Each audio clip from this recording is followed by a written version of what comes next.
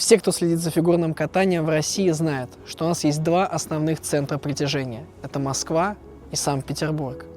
На самом же деле, наша необъятная родина наполнена городами, без которых фигурное катание представить невозможно. Там родились, выросли, начали свою карьеру люди, которые прямо сейчас выступают на соревнованиях и шоу, удивляют своим мастерством на льду, являются примером для подражания поколению будущих уже чемпионов. Мы решили приехать в такие города и увидеть, понять, показать, как начинались карьеры наших любимых фигуристов. И первым в списке город Ухта, родина чемпиона России, чемпиона Европы Дмитрия Алиева.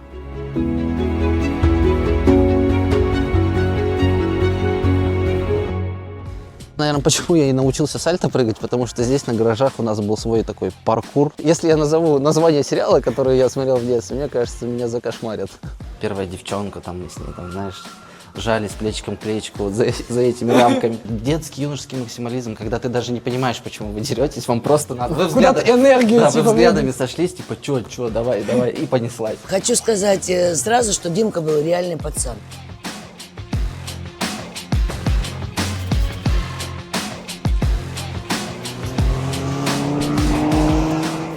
Иногда просто едешь в лесу один, когда это какой-то рай. Ревную к рукавицам, потому что есть такая ситуация, Дима там, мы здесь.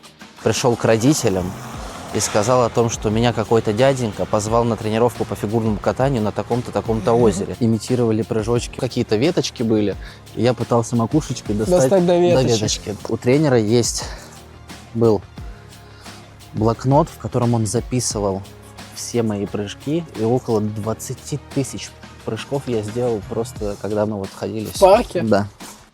Ты чувствуешь это? Ну, скажу тебе честно, я такого в жизни не видел никогда.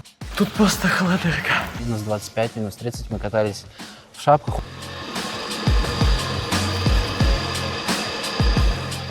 В трудные моменты, когда тебе тяжело, наверное, нужно приходить к тому, чтобы вспоминать вообще, где ты был, как ты рос, в каких условиях ты катался. Дим, мне кажется, мы пришли в какое-то знаменательное для тебя место. Можешь поподробнее рассказать, где мы находимся сейчас? А мы находимся сейчас на территории моей родной школы, где я учился все свое детство. Школа номер 4. Здесь очень много учеников, которые являлись тоже спортсменами, выступали на Олимпийских играх помимо меня. Здесь работает моя мама. Все детство я провел именно в стенах этой школы. Я вспоминаю всегда с теплотой. Для меня школа — это что-то родное такое из детства. Поэтому сюда я рад возвращаться всегда. Здесь все очень по-домашнему. Здесь каждый друг друга знает.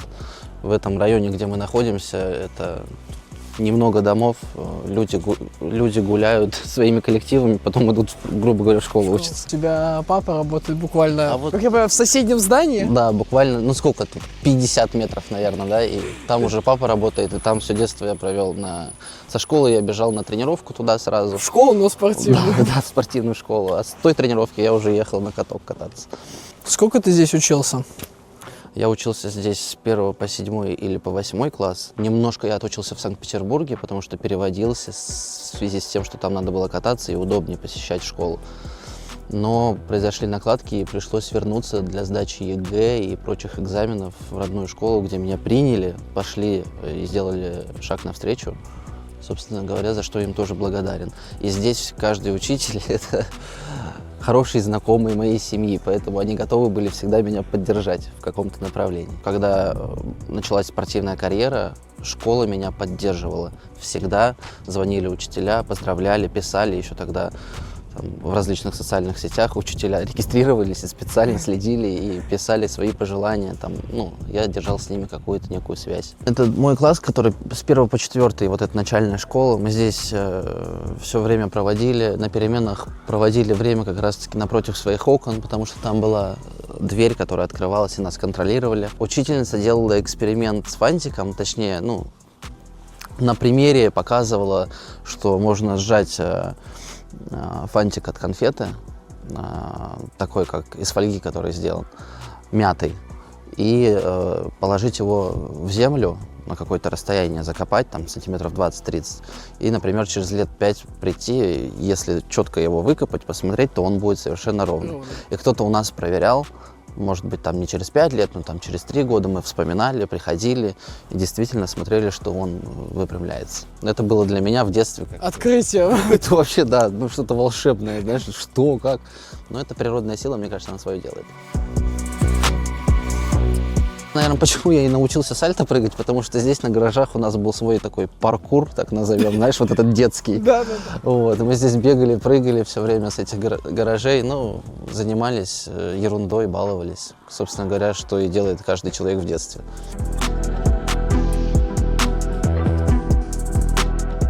Вот видно кабинет ОБЖ. Насколько я помню, здесь девочки занимались своим рукоделием, их учили шить, вязать, кроить и так далее.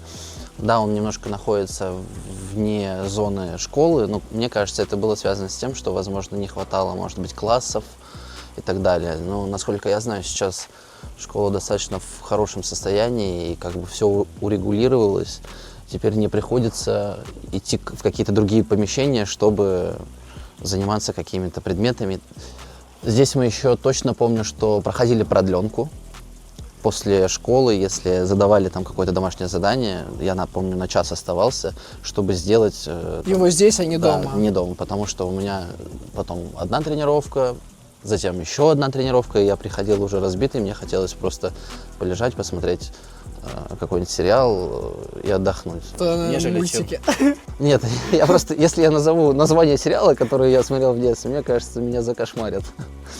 Так, Димас. Ну там, знаешь, всякие ранетки, вот эта вот история там, кадетство. Ну, это наше детство, папины дочки, да. Я хотел на ранеток успеть, потому что в 8 часов выходила старая серия, а в 8:30 новая. Новое.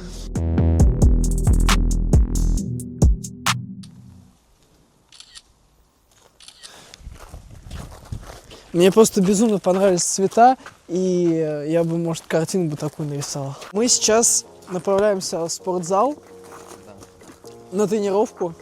Ты с собой сменку взял? Не на тренировку, на урок физкультуры, там должна преподавать моя мама как раз. Зайдем просто с другого входа, с улицы. А здесь мы всегда, вот как мы сейчас идем летом вокруг школы, у нас тоже проходили уроки, мы бегали постоянно на время, на скорость. Не помню, сколько здесь вокруг школы круг, но мы даже сдавали нормативы какие-то там классом.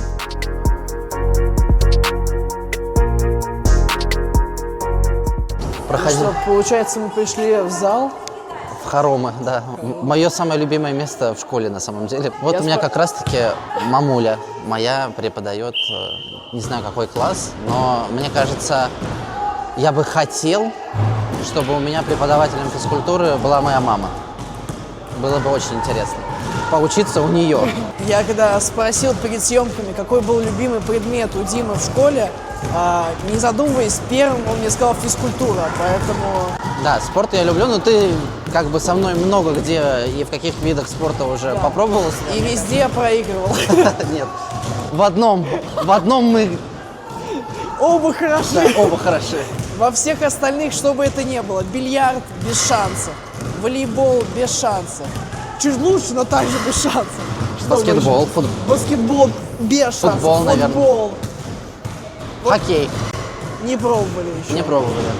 Но уверен, там тоже без шансов. Вот единственное, за годы сборов в Кисловодске, то, что я каждый год играю с Димой в волейбол, Марк поднатаскался. приближает меня чуть-чуть каждый раз к уровню Димы, но там такая же пропасть, только чуть меньше. Спорт мы любим, спорт в крови, поэтому я очень рад, что у меня мамуля преподает детям. И на самом деле я горжусь тем, что она формирует школьные команды по баскетболу или волейболу, и у них проходят межшкольные соревнования, и они занимают даже какие-то места, первое, второе, третье. А для меня это показатель, что мамуля у меня умничка и умеет преподавать.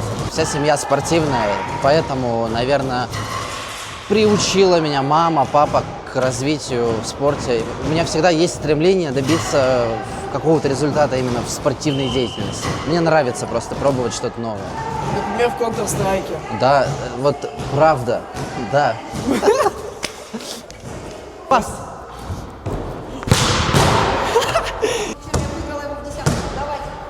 Да, меня вчера мама...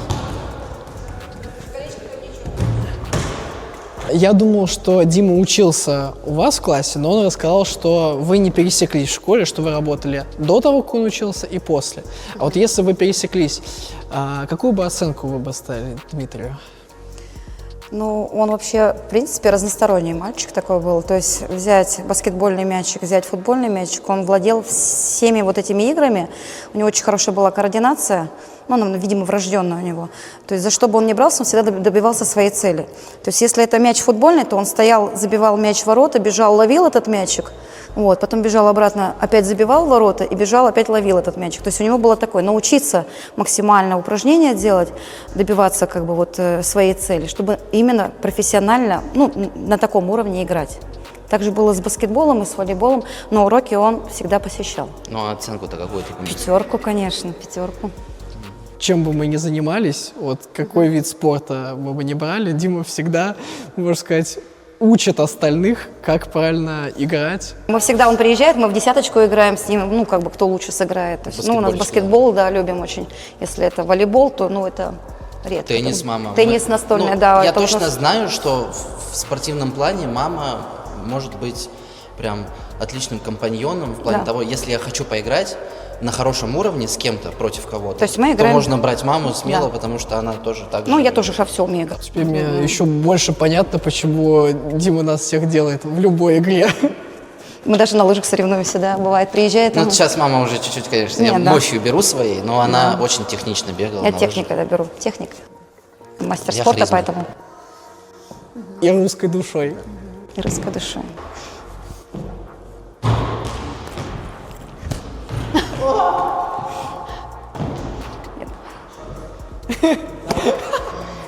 Не надо.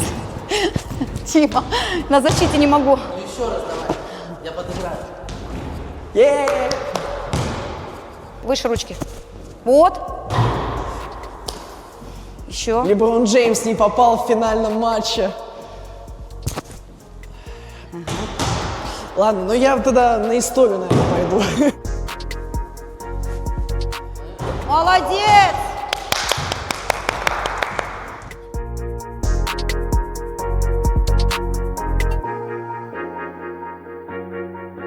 Мы стоим у стенда спортивной, можно сказать, славы. Нашей школы, да.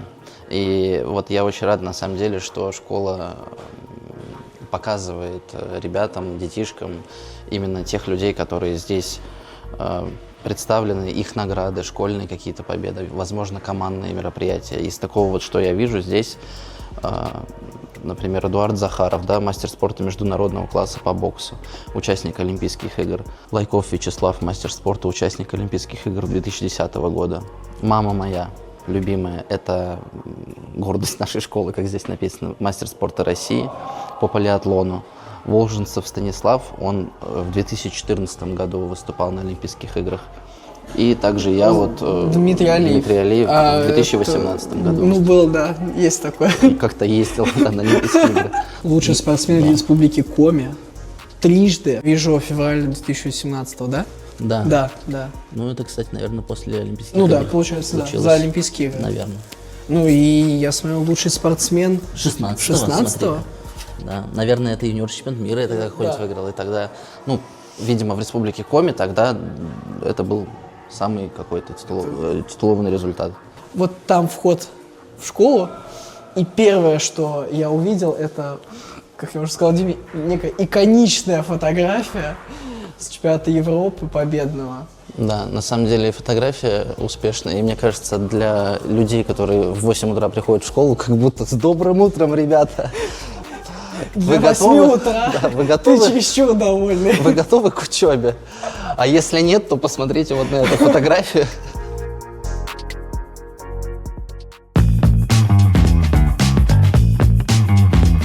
Отношения в школе и с учителями, и с учениками бывают разные. Чаще всего, и это, конечно, прекрасно, когда они хорошие, но бывают, наверное, и какие-то сложные моменты, ситуации, когда нужно, может быть, постоять за себя. Вот здесь я очень часто проводил Поединки. спарринги со своими одноклассниками.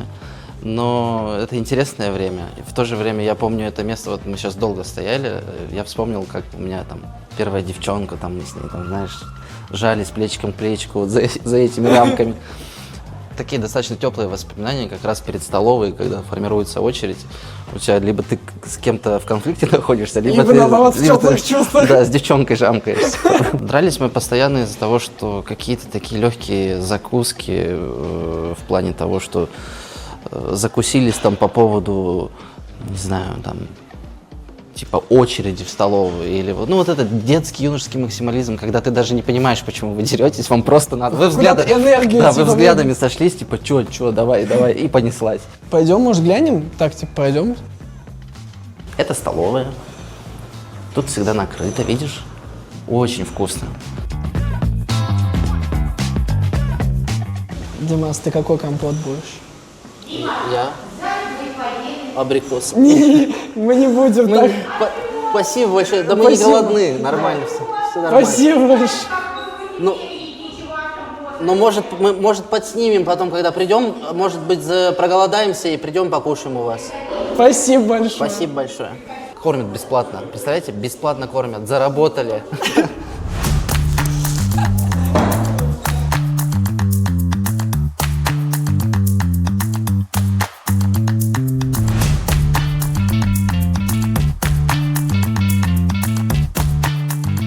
Здравствуйте.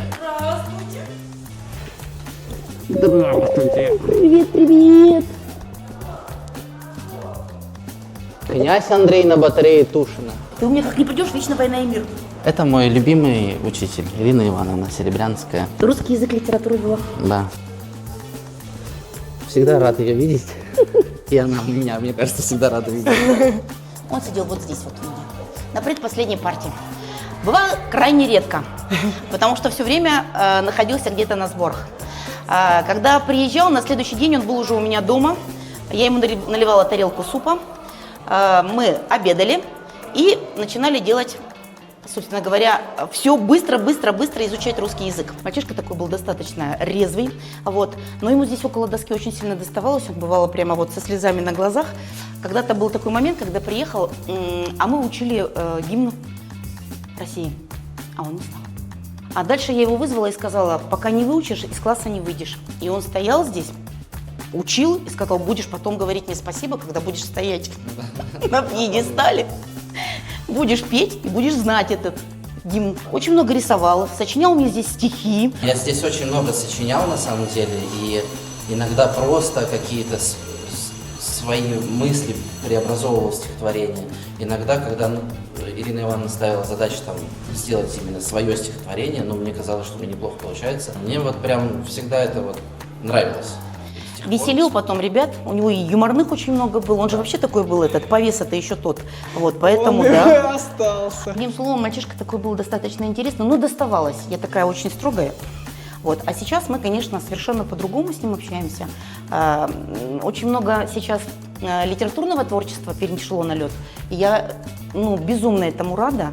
Вот, это и Высоцкий, это и Есенин, и всегда как бы даю Евгений ему Онегин. оценку. В прошлом году он приехал, у меня тоже была «Война и мир», так интересно получается, да? Приезжаем в это же время. «Война и мир», и говорю: Димка, говорю, может, проведешь? Он говорит: ну я, говорит, «Войну и мир», ты, говорит, как бы не смогу. Я говорю: а ты, говорю, просто, говорю, там как раз жизненные искания были. И он говорит: можно я просто о жизненных исканиях поговорю?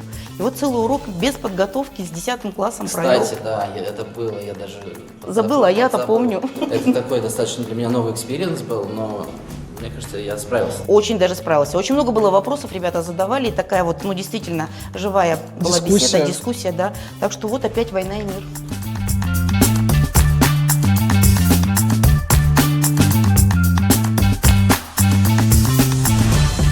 Предвижу все. Вас оскорбит печальной тайной объяснения. Какое горькое презрение ваш гордый взгляд изобразит. Чего хочу, с какой целью открою душу вам свою, какому злобному веселью, быть может, повод подаю.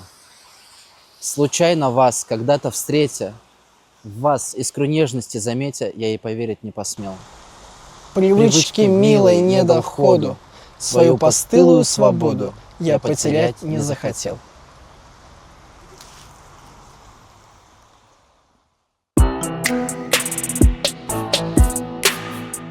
Позади нас лыжная база, директором которой является папа Дима.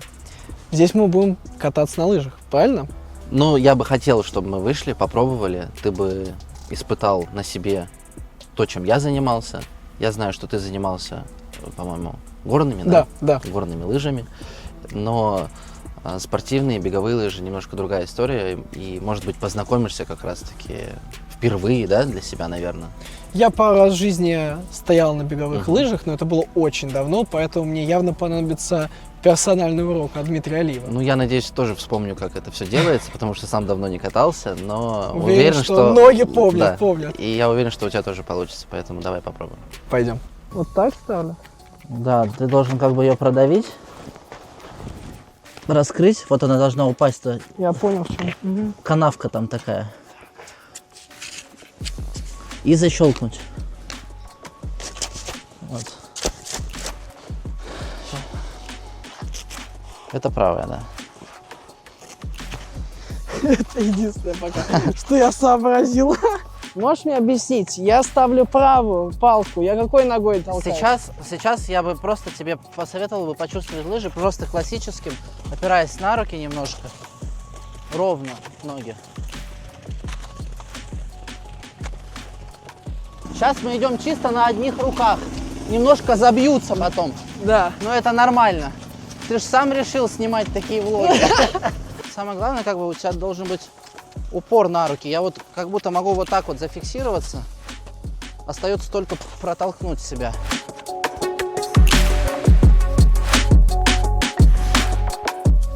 Чтобы со спуска съехать быстрее, обычно чуть-чуть увеличивают частоту. Ну, набрали там. И сели.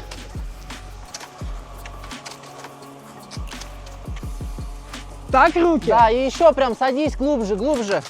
Набирай скорость. И садишься, ручки прижимаешь.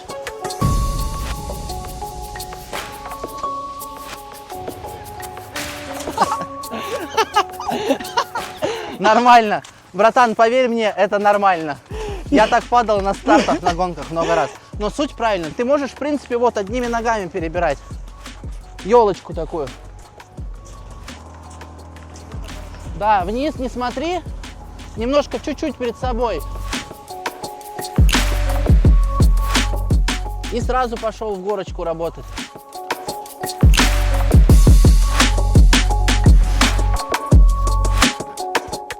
Да, хорошо. Молодец. Молодец.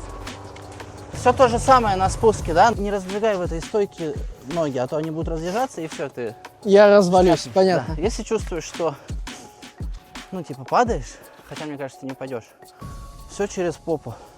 Вот, раз, два, все. Все, понял. Давай, потихонечку, поехали. Садиться можно? Да, садись, садись, не бойся, садись.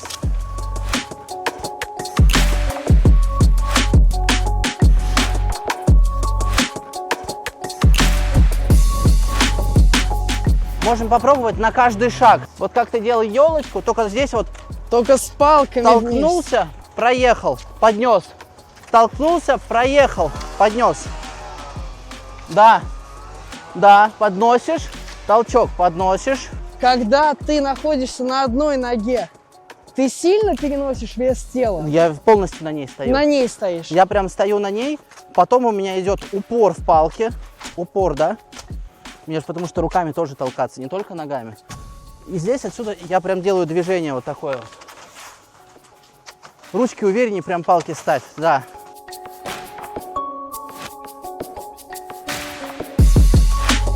Рука назад, нога вперед. Да, вот это правильно. И пошел толкаться с ребра вот этого всего. И поэтому покатился. Единственный момент, что ты толкаешься и клюешь туда. Голова не должна. Голову поднимаешь, смотришь вперед.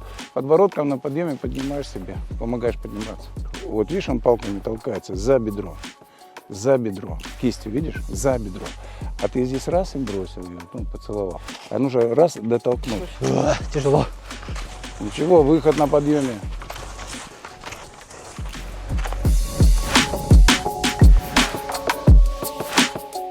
И пошел работать. Широко палки ставят. Ну, на самом деле, Для первого раза молодец. Но у него тело хорошее, у него интуиция развита. У тела хорошо, он прям в моменте понимает. Корпус-то положи, голову это, Вверх. вот так. Все, понял. Вот. И снова раз, поднимайся, то жопу, вот, вот, вот. Только наклоном ты лучше жопу назад не вешай и не садись на нее. Таз, то есть. Все. Только имей в виду, что вот этим ты должен толкнуть. Вот лапкой.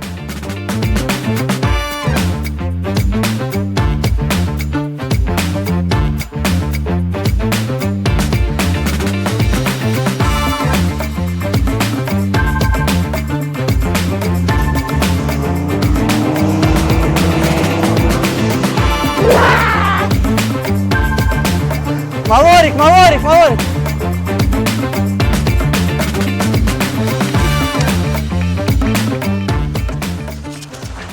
Эх ты, конечно. Ножки к себе. Чё? Палки, палки, палки. На финишной прямой олимпийского забега. Сан Саныч. Сан Саныч рухнул на финише. А сколько до финиша? Метров 400. Погнали!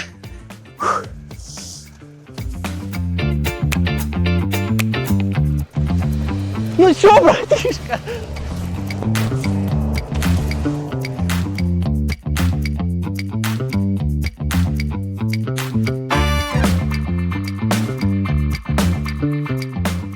Давай, давай, работай!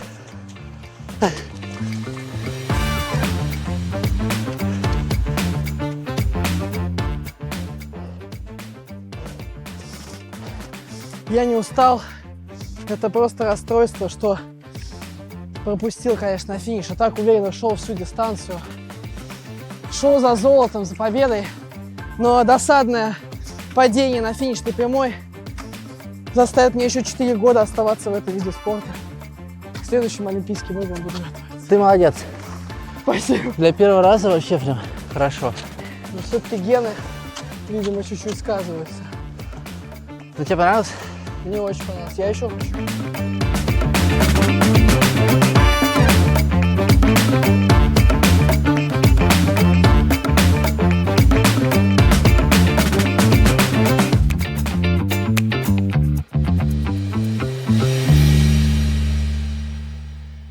Ну 3,5 мы сегодня дали с Марком. Я чувствую, как не хватает немножко координации. То есть кажется, что ты на одной лыжне стоишь как на одном коньке. И ты прикладываешь такие же как бы усилия, такие ощущения, как будто ты стоишь на одном коньке, но вообще нет.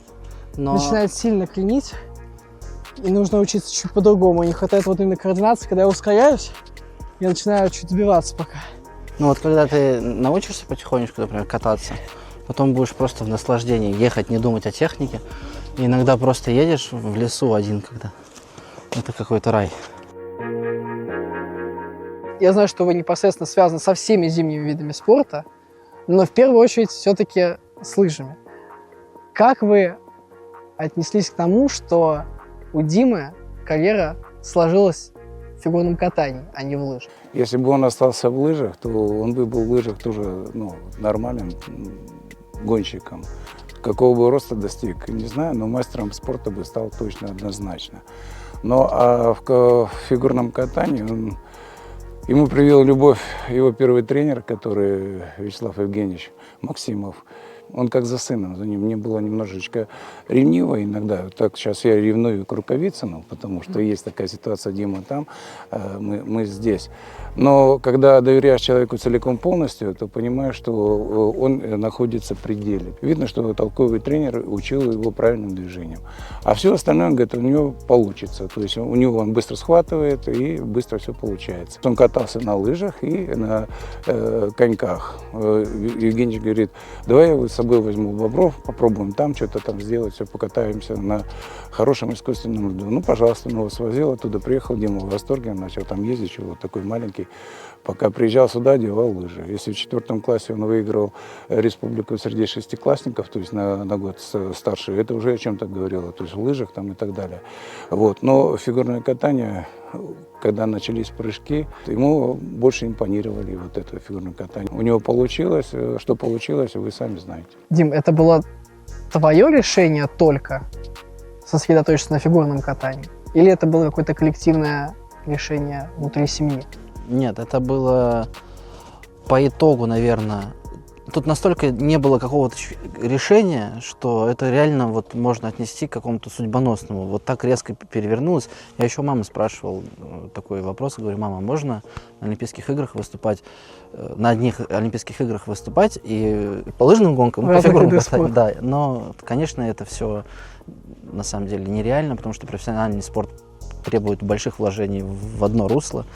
Ну и когда переход наступил вот этот, и папа поддержал меня с мамой, не было такого, что надо прям конкретно заниматься лыжными гонками, что вся семья лыжников.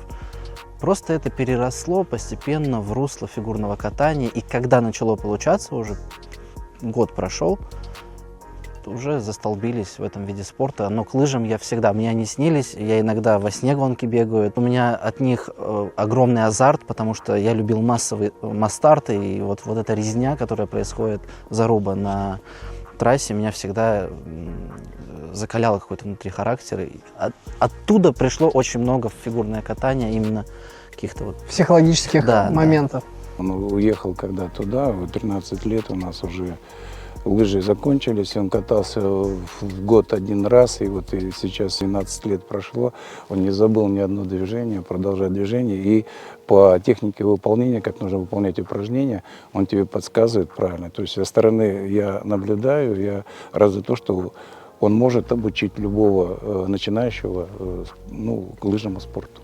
Вот когда мы приехали в Санкт-Петербург посмотреть, он покатался немножко туда-сюда, подъезжает к тренерам, что-то ему сказали, там сделай то. Он зашел, что-то выполнил, там какой-то прыжок, они так друг на друга посмотрели, нормально. То есть первый раз мальчик такой типа.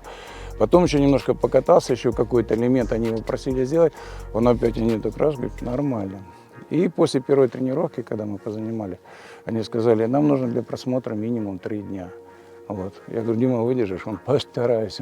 Было очень тяжело. Впервые в жизни, вот как ты сейчас на лыжах, он провел на льду 1 час 50 минут. Он весь был сырой, весь мокрый, маленький такой. Но он больше всего хотел покататься на хорошем льду. Да, мы что катались, естественно. Как вы в себе сочетаете вот эту безграничную любовь к сыну и вот такой немножко тренерский подход? Я требовательный, я пытаюсь его научить. Если он не выполняет, значит придется поругаться, где-то что-то сделать. Вот. Если он выполняет, хвалить его, чтобы он зазнавался, нос поднимал. Этого нет смысла. Как тренер я отношусь ко всем людям одинаково, душевно, взаимное, чтобы было понимание и все остальное. Как сыну, я требовательно ему наедине скажу, это наши личные отношения, так же, как и у тебя и любого другого человека. У нас жизнь хорошая, и мы радуемся, что у нас есть сыновья, которые радуют не только меня, но нашу семью, а радуют всех. Приз зрительских симпатий получает кто? Дмитрий Алиев. Когда он сыграл вот эту последнюю свою письмо в детстве. Картиночку, я сразу он про себя, в части того, что передает. А у него был такой же тренер, который передавал себя, то есть и отдавал себя не только ему. У него много воспитанников, которых он подготовил, он отдавал себя именно тем ребятам, которым это нужно. А вам это нужно, ребята. Алиевы. Почти. Еще за кадром у меня братик мой, обязательно хочу, чтобы вы с ним познакомились. Лешка, мой роднулечка, мой братик, старше меня, ему 30 лет, занятой с детьми. Но это тоже человек, без которого трудно было в какие-то моменты, он поддерживал, мы всегда на связи. И вот сейчас он большее время находился за кадром, но везде нам помогает, чтобы и у операторов, и у нас ботинки, лыжи, все это от Алексея. Поэтому, знаете, уважайте.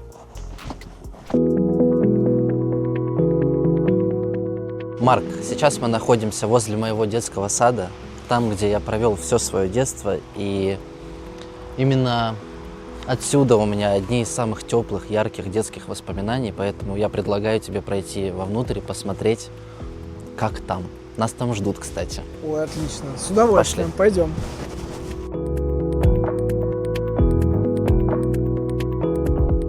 Можете, пожалуйста, рассказать, каким был Дима, когда был совсем ребенком?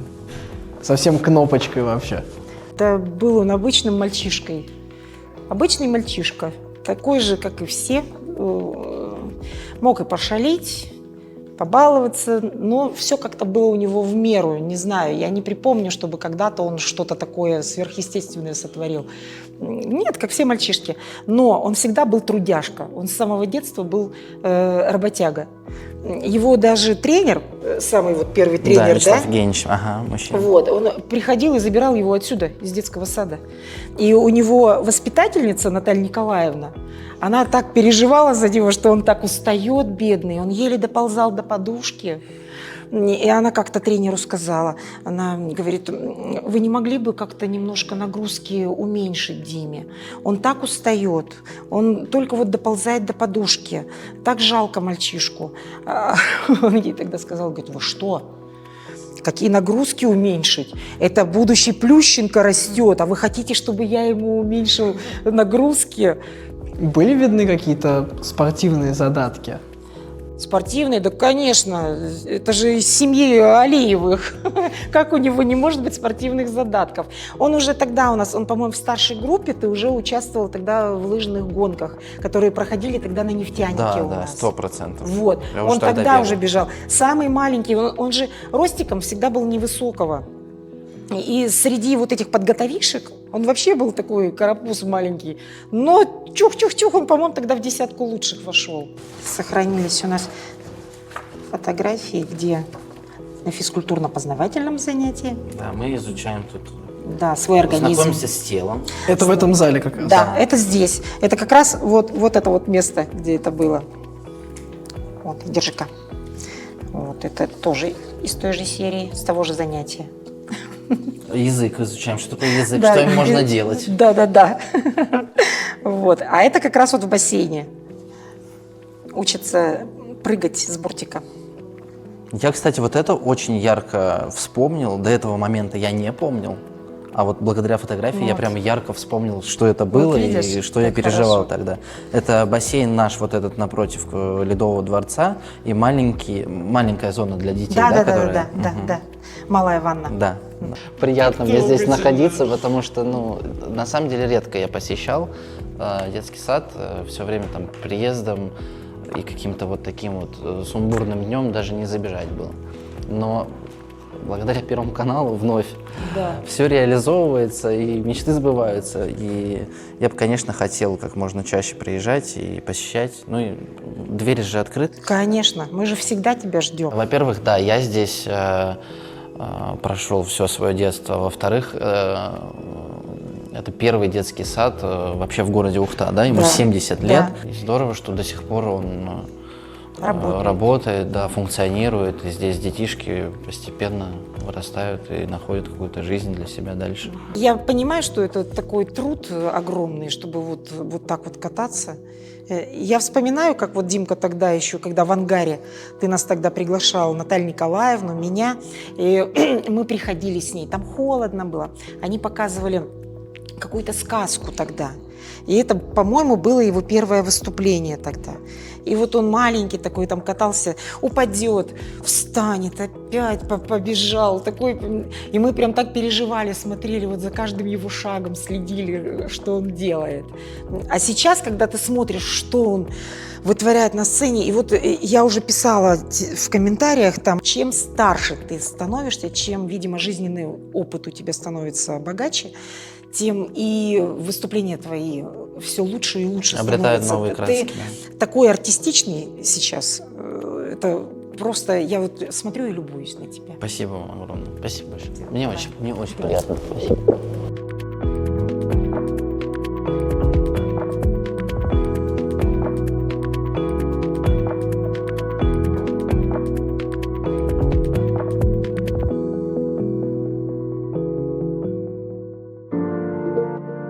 Позади нас детский парк. Можешь, пожалуйста, объяснить, почему мы здесь, почему мы именно сюда приехали сейчас?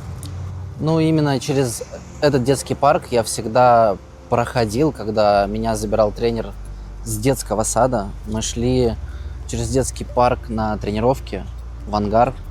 И так это было на протяжении долгого-долгого времени, каждое утро. И дневное время сна меня забирали. Мы ходили, гуляли через этот парк. Такая разминка перед тренировкой у нас была. Поэтому пойдем посмотрим. Да, конечно. Парк обновился очень сильно. Я когда сюда приезжал, раньше все было иначе. Не было лавочек, не было мусорок и детских площадок. Раньше это была такая лесная зона больше, но все равно много людей гуляло здесь с собачками.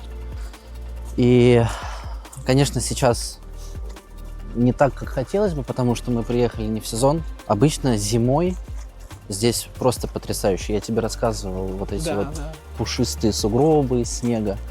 И летом здесь 100% лето очень здесь красиво. потрясающее, потому что все зеленое.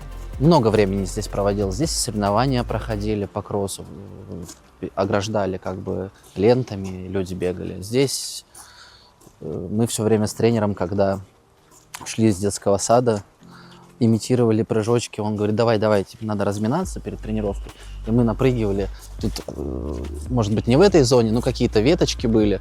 И я пытался макушечкой достать до веточек. веточки. Да.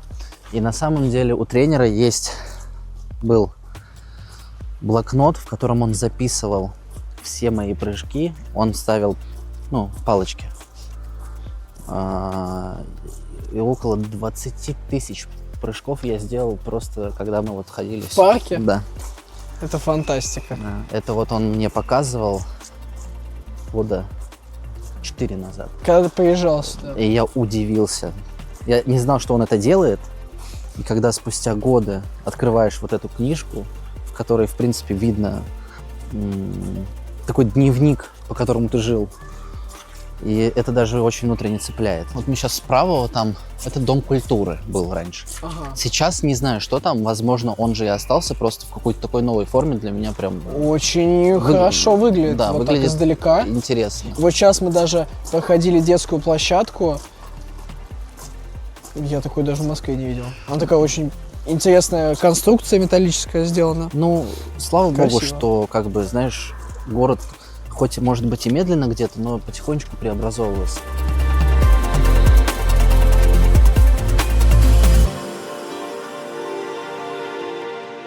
Прямо сейчас мы стоим у спортивной школы номер 1, где когда-то, много лет назад, началась карьера Дмитрия Алиева. Да, Марк, это действительно так, и это, наверное, один из самых атмосферных катков, которые ты мог когда-либо видеть.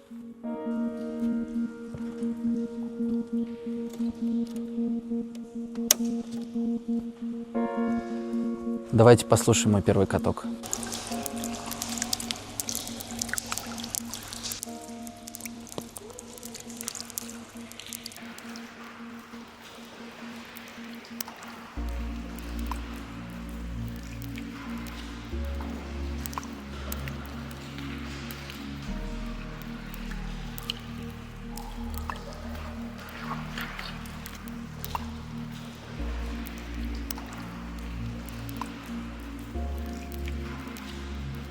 Ну что, Марк, как тебе атмосфера моего первого катка?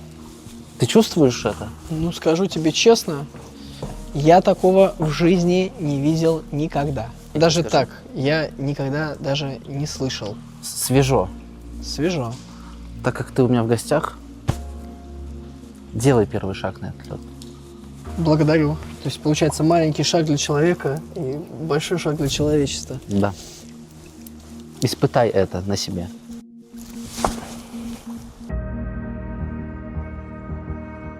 Он очень мягкий. Он прям, если что, прям зарывается вовнутрь. Ну, поехали. Можно и спить водички. Ну да, так покатался, произволочку откатал, сразу водички попил. Марк, вот в центре лучше не кататься. Почему? Ну, потому Там что слой? там прям очень мягко.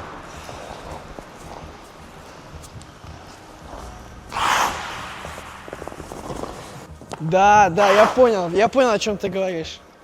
Дим, как думаешь, Владик бы прыгнул к Ваксе здесь? У нас было интересно, у нас вот так, Марк, соревнования проходили, типа. Мы разминались 6 минут. Вот эта калитка была открыта.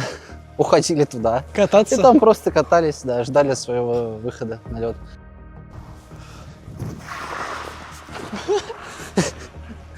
Воды зачерпнул.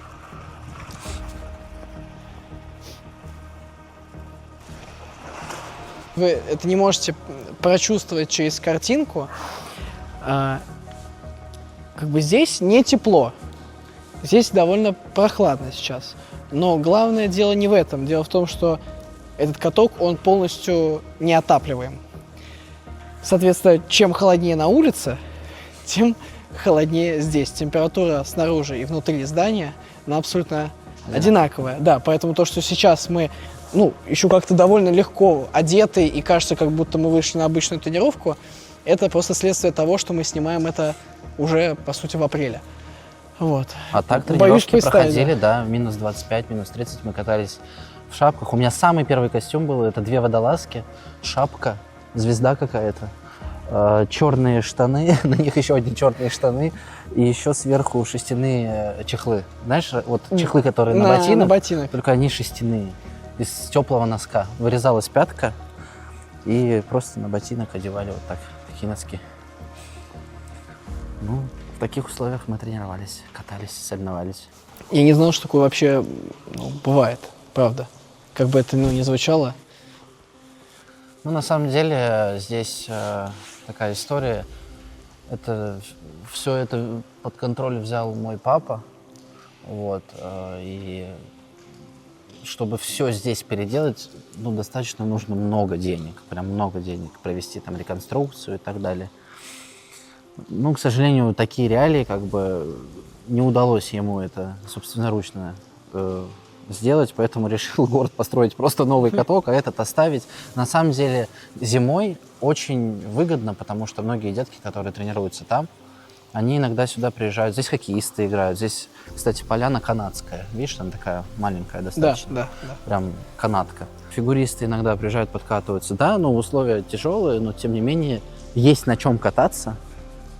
Мы на Байкале тоже, знаешь, не шиковали. Было и холодно, и ветрено. И ветрено, да. И в палатках Но, грелись. тем не менее, провели хорошие турниры. Не, я это сказал ни в коем случае не потому, что считаю это чем-то, знаешь, там, плохим. Вообще нет. Из минимума возможностей делается максимум для того, чтобы спорт в городе был. Я согласен, да. Потому что понятно, что это не Москва и не Питер. Это все ясно, даже не обсуждается. Но то, что здесь есть каток, и он функционирует, и на протяжении многих лет. Со скольки лет ты здесь катался? С 6 лет. Первые тренировки, конечно, у меня на озере были. Потом постепенно, 6, 7, 8, 9, 10. Вот это все время мы только здесь. Летом я не знал, что такое фигурное катание, потому что я был всегда на лыжных сборах. То есть у меня летом заканчивалось фигурное катание, и для меня этого спорта вообще не существовало. Хотя сейчас наши условия такие, что летом мы ездим на сборы, катаемся там на закрытых катках. Тогда этого вообще, это просто были какие-то мечты. То есть я все лето проводил подготовки для лыжных гонок, сборы и так далее. Несмотря на любые трудности, сложности, человек при желании, огромном труде может достичь невероятных результатов. И могу сказать за себя, я начинал тренироваться на хорошем катке в Подмосковье. У меня, я такого не видел никогда в жизни. А стоит передо мной человек, который прошел такую школу жизни и стал чемпионом Европы. Да. Но знаешь, вот мы сейчас с тобой стоим, общаемся, и я понимаю, что очень важно возвращаться в эти родные стены, которые бы напоминали тебе как раз-таки о твоем этом пути, потому что глаз замыливается, ты сидишь в Петербурге и уже начинаешь забывать, какой дорогой ты шел. И в трудные моменты, когда тебе тяжело, наверное, нужно приходить к тому, чтобы вспоминать вообще, где ты был, как ты рос, в каких условиях ты катался. Это может, наверное, помочь дальнейшему развитию, если у тебя что-то идет не так. Вот я просто сейчас, мы в разговоре с тобой общаемся, понимаю, что меня все время в такие теплые воспоминания, что хочется вот теперь дышать, жить и продолжать как бы работать. Потому что сейчас то, что у меня есть все условия для того, чтобы дальше продвигать себя не только в фигурном катании, но и в других каких-то ипостасях. Бывает, приезжаешь на какой-нибудь турнир и начинаешь думать, вот что-то как-то не так, вот, может быть, там зал для разминки там не самый большой, но какие-то вообще настолько глупые мелочи, что когда ты услышишь всю эту историю, мне кажется, это просто очень сильно возвращает, в реальность, такую, как она есть на самом деле. Да, верно. Пошли попрыгаем. Давай.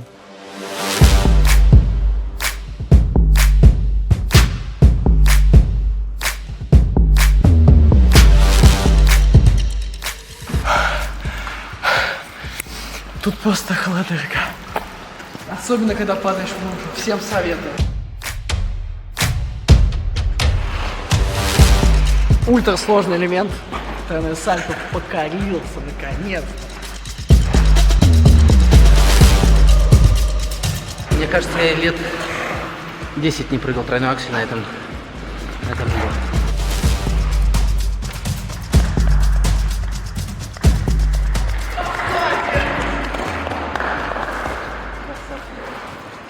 Возможно, это первый квант. Нет. Ух ты, нет? Но это все равно спустя десятилетия. Первый после. Ты сделал квад, я сделал аксель. Аксель. Несколько В раз. целом, наверное, можем сказать, да, что все все-таки реально. Да, абсолютно. Вот. Я тебе хочу показать, как этот лед обычно заливают. Первое действие, которое происходит, это чистят вот этот снег, который остается после дуг и так далее. И, конечно, вода. И вот мы так в таком направлении все время. Иногда у папы, конечно, тут работали свои люди, которые этим занимались. Но если надо делать быстро, то фигуристы помогали. И вот так вот со скребками фигачили и убирали воду и чистили снег. Я хочу попробовать. Виден слой воды?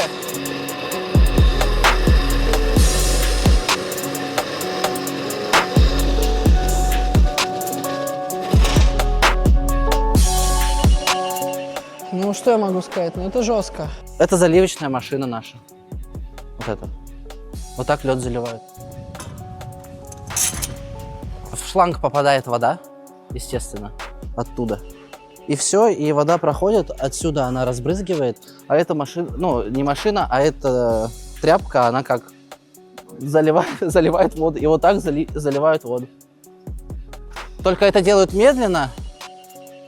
Ну, Чтобы, ну, понятно. да, мужики, которые тут работают, медленно, чтобы равномерно, постепенно, потому что, несмотря, кстати, на то, что лед естественный, все равно видишь, он достаточно ровный, если не брать тот факт, что он сейчас мягкий и уже, Ну, это тает. другой момент, да. А так он на самом деле здесь достаточно ровный.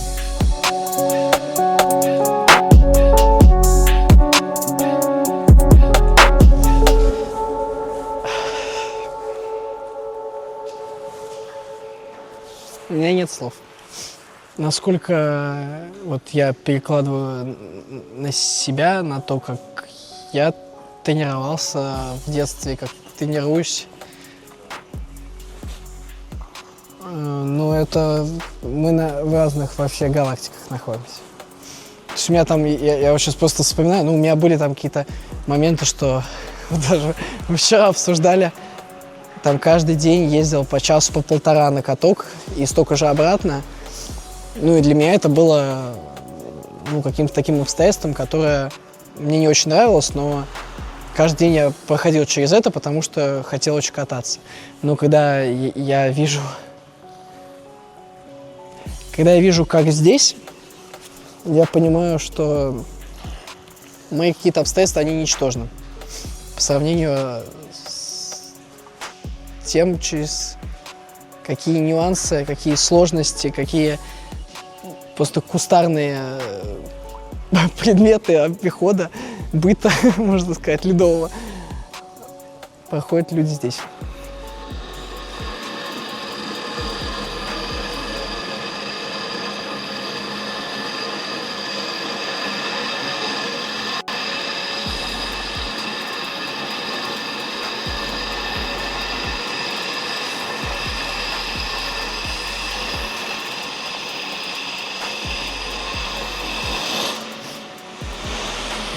Дим!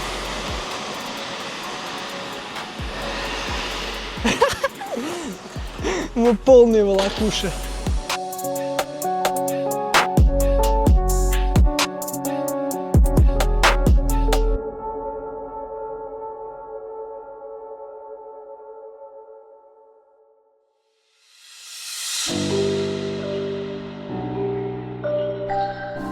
Сейчас мы приехали на озеро втроем. И, Дим, можешь, пожалуйста, рассказать, чем оно для тебя особенно? Именно на этом озере я делал свои первые шаги в фигурном катании. И вообще выход на лед в коньках был именно здесь. Мы приезжали, ставили вот так вот 2 машины или 1 машину, зажигали фары, потому что здесь темно.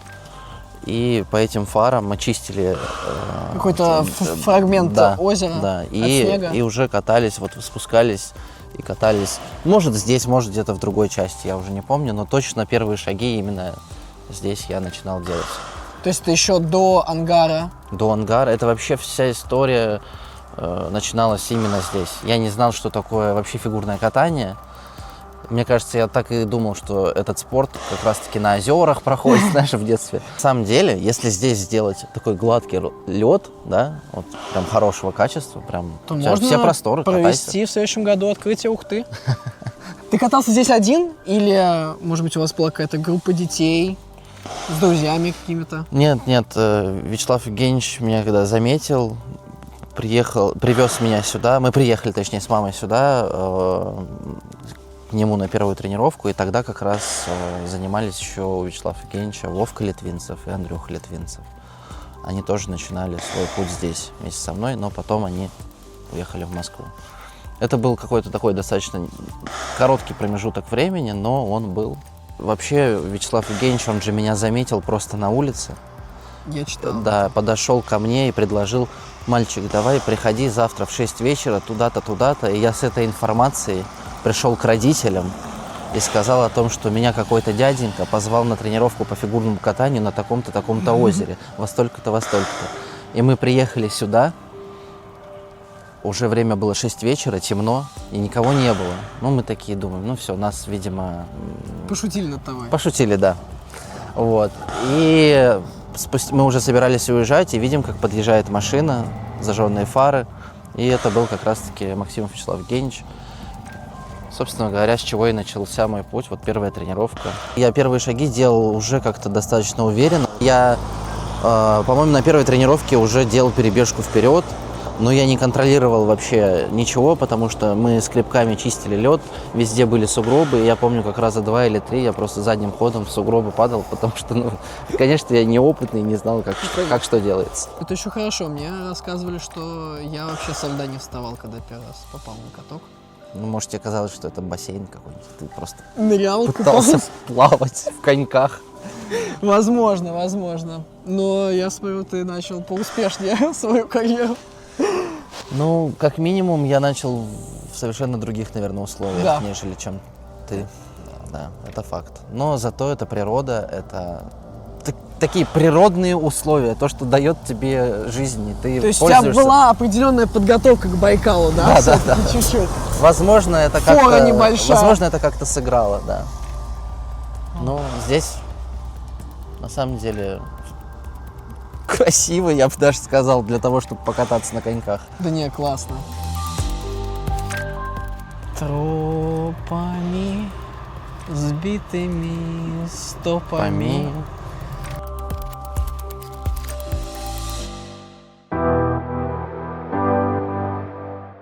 Это не тот, где ты начинал заниматься фигурным катанием, Да. но чуть-чуть ты здесь тренировался, и последний год перед твоим отъездом в Питер Да. ты преимущественно катался здесь. Сергей Капустин – это Хоккеист. великий хоккеист, он олимпийский чемпион, 7-кратный чемпион мира, если я не ошибаюсь. На самом деле о нем я узнал как раз-таки тогда, когда построился этот каток. Я начал как бы читать биографию и понял, что такая легенда родом из моего города. И безумно были рады, потому что долго хотели, чтобы у нас в городе был искусственный лед, искусственный каток, чтобы катались на протяжении всего сезона. Потому что катались мы в основном только в зимний период, когда холода. Так сложилось, что я всего годик здесь покатался, и мне счастливым случаем повезло уехать в Санкт-Петербург и начать заниматься спортивной деятельностью там. Но я очень рад, что в Ухте такой каток, и ребята имеют возможность кататься круглый год.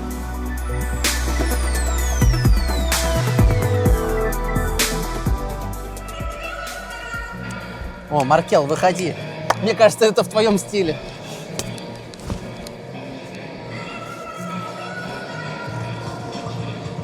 Но это на следующую программу короткую, я думаю. Тут всегда так мало детей тренируется? Нет. Или такие просто сегодня так? Просто это время, которое доп. Время, где детки просто, Ага. как такая подкатка. Подкатка что ли, да. для... Ну, если бы были такие условия всегда, было бы лучше, конечно.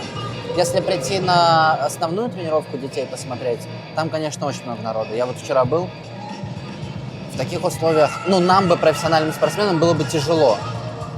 Потому что такой муравейник своего рода. И мы, понятно, умеем там пропустить где-то, уступить, но в таких условиях трудно было бы работать нормально.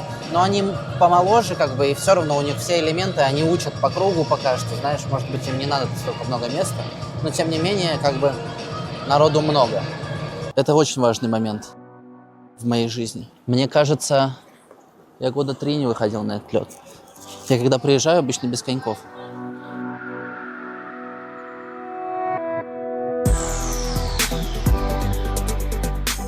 Я здесь, кстати, познакомился с хоккеем тоже чуть ближе, потому что у меня брат играет, и я ходил на тренировки, может, 1.5 года назад, когда я приезжал, я посещал тренировки хоккейные, но это, честно, это очень тяжело, потому что в униформе, все, ты полностью в обмундировании, и я думал, будет проще. То есть я бежал к воротам, ждал пас. На самом деле там так не работает, там есть свои определенные правила, по которым нужно играть. И в основном это просто такой челночный бег туда-обратно, ты в ожидании шайбы. Но это интересно. Как-нибудь надо нам попробовать. Да. Какие у тебя были эмоции, когда ты после даже этого катка оказался в Санкт-Петербурге, где условия еще намного лучше? Когда я переезжал в Санкт-Петербург, я, конечно, чувствовал разницу колоссальную, но там просто другого формата работы, тренерского штаба и так далее. Я ни в коем случае не хочу никого принизить. Просто там люди с большим опытом, знаний, и там, знаешь, много детей нацелены на плодотворную работу. И тут построился этот каток, и мы сами такие немножко ошарашены. А что в нем делать? Надо тренироваться каждый день, что-то новое, тут уже не холодно, мы просто привыкали. Конечно, сейчас, наверное, детки и тренеры уже понимают, как работать в этой системе, но у меня от этого катка эмоции такие, что я просто горд, что в нашем городе есть ледовая арена. Мне кажется, будет большой рост, когда начнут сюда приезжать с мастер-классами, будут звать, вот, например, тебя, меня, с какими-то показательными выступлениями, когда у детей загорятся глаза, и они увидят, что да, класс, мы также хотим. У них это останется в воспоминаниях, и они начнут как-то этими мечтами работать и двигаться вперед.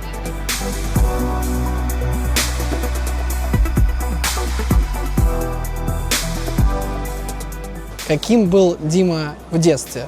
Как человек и как непосредственно маленький, но уже спортсмен? Хочу сказать сразу, что Димка был реальный пацан. Вот сразу. Сейчас таких детей вот очень мало. Приходят девочки, более реальные, мальчишек реальных мало. А Дима всегда был сразу реальный. Он мог сразу и топор в руки взять, и дрова порубить, и кульбиты какие-то сделать. Был озорной, славный, забавный, юморной. Талантливый, сразу это было видно, что он мог себя показать и на льду, и в шахматах, и в шашках, и на лыжах, и везде. То есть, ну, такой вот, я говорю одним словом, реальный пацан. Он и басни учил, на соревнования ездили, и песни пел в поезде, и шалил, и показывали ему кулак. Шалил, мама, не горюй. Да, ну, я ему быстро прощал, потому что он вот такой был. Вот это Дима, чемпион Европы все-таки. Многие не выдерживают, одевают короны, но он не такой.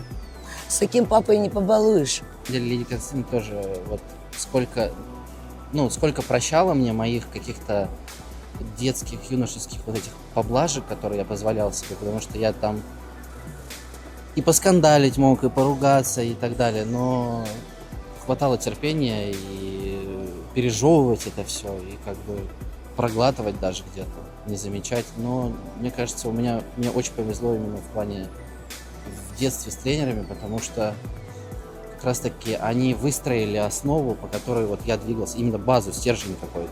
Не то, что там связано со спортом, правильное направление мыслей, знаешь, как мыслить в спорте, каким человеком нужно быть. Как на него обижаться? На него нельзя обижаться.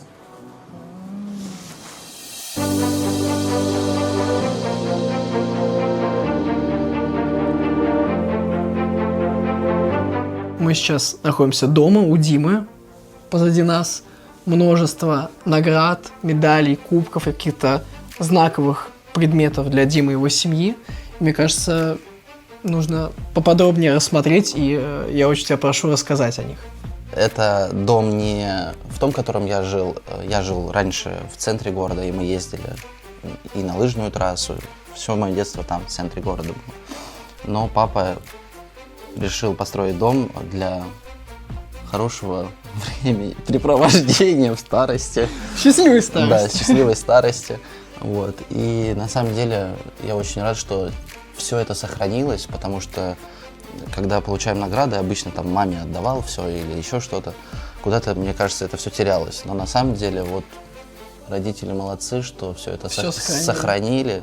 И прям достаточно сильно напоминает мне каких-то детских моментов. Вот ты видишь, тут я бегу гонку на лыжных гонках, соревнования. Где-то есть какие-то памятные вещи о фигурном катании. Вот мы ездили в Бокситогорск в марте 2007 года. Я совсем маленький, наша команда Лидии Константиновны, с которой мы виделись. Всякие напоминания о моих олимпийских играх 2016 года, юношеских. Вот книжечка, кстати, оттуда. Тут тоже есть, что вот я участник, Алиев Дмитрий, фигурскейтинг, весь состав, который у нас здесь был. На Южских Олимпийских. Да, он здесь как бы есть. Ну и в целом, как бы, такие, знаешь, награды, которые просто по ходу моей спортивной юношеской карьеры, кубки, естественно, вот. Вот, кстати, смотри. Это за юниорский чемпионат мира, да? Да, это юниорский чемпионат мира Где он был-то у нас? Тайпэй, по-моему. Тайпэй, да. Да, Тайпэй. И что-то написано-то вообще. Ну, просто президент такой. За второе место, наверное, вручали его, потому что я по-моему, там был вторым. Да. Саня третьим, да? Саня третьим, да. Это моя первая гонка на лыжах. Меня тогда опубликовали в газете, вот написано Дмитрий Алиев. Был какой-то лыжный старт, и я в нем первый раз принял участие. Помню, пробежал, по-моему, 50 метров в одну сторону и 50 метров в другую. Ты как в бассейне. Это мои первые 100 метров. Старт на 100 метров.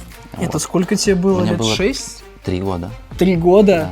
Вот эта шапочка, в которой я бежал, она вот здесь вот, на этом бобре. Я сам не знал, что у меня такое есть, а все это мама сохранила. А с первого старта по фигурному катанию здесь есть мой костюм. Вот тут штанишки лежат, здесь такая была жилеточка. Это твой первый костюм? Да, и в шапке я выступал. Кстати, в лыжной. Это лыжная шапка. Мне очень нравилось, как японские фанаты делают вот всякие вот такие вещи. Тут вообще можно найти все, можно читать, смотреть. Это вообще история из Инстаграма, да? Наверное, да, кстати. Да, видишь, отметки. Да, отметки. Ну, тем не менее, просто такое напоминание какое-то классное. Они любят вот так вот, они способны это делать очень легко и дарить радость, как бы, ну, всегда можно открыть, посмотреть, умильнуться, так сказать. Вообще фантастика. Здесь у меня уже как бы такой стенд мамин больше, мамина брата. У мамы свои медали, вот она мастер спорта России, тоже у нее есть значок. Она у меня на самом деле достаточно долго занималась тоже лыжными гонками, потом начала заниматься полиатлоном. Здесь что-то Лёшкина с мамой. Ну, в общем, такой уголок, знаешь, к которому можно прийти и действительно вот так вот, если пробежаться по кубкам, по медалям, посмотреть даты и прям вспомнить, когда что было. Как-то это прям возвращает тебя в память, в детство. Это игрушки, которые кидают болельщики. Я всегда стараюсь с трепетом относиться к игрушкам в плане того, что мне мама всегда звонит и говорит: Дима, обязательно. Я после каждого старта, есть люди, которые кто-то готов мне помочь с оформлением и отправкой в Ухту. В Питер я уже не везу, потому что там уже все заставлено игрушками. Я с мамой и с папой как бы мы делаем так. Вот мы, например, берем игрушки, которые присылаю я сюда, расписываюсь на них заочно где-то там, откуда я их отправляю. И они здесь, папа проводит соревнования по лыжным гонкам, таким дополнительным подарком от меня дарит еще игрушку. То есть все Пикачу в обороте.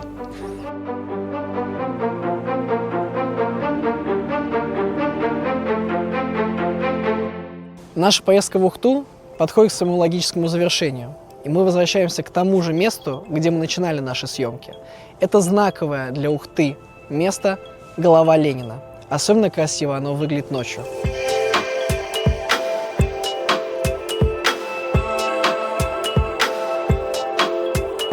Этот проект затевался как совокупность 3 направлений. Первое – это история одного человека. В данном случае, Димочка, спасибо тебе большое. Всегда, пожалуйста. Это было очень круто. Второе – это показать, насколько разнообразна и удивительна наша страна. И третье – это, наверное, может быть, прозвучит немножко пафосно, но это и мотивационный проект тоже. Показать, что неважно, какие условия, неважно, какие сложности на пути, при должном желании, ответственности, труде и, конечно, немного удачи можно добиться самых больших высот даже при минимуме возможностей. Дим, спасибо тебе большое. Эти 2 дня были просто супер. Мы и на лыжах покатались, и 2 катка посмотрели, и озеро увидели, школа, детский сад. Спасибо за такой теплый прием. Мне кажется, мы все просто осмотрели. Всегда, пожалуйста, я всегда рад видеть и тебя, и своих друзей, и команду Первого канала у себя в гостях. Это действительно было круто. Надеюсь, люди посмотрят и для себя что-то поймут и найдут. А мы с Первым каналом отправляемся в баню. Я пошел их греть, мы замерзли. Все, всем пока. Пока! Пока!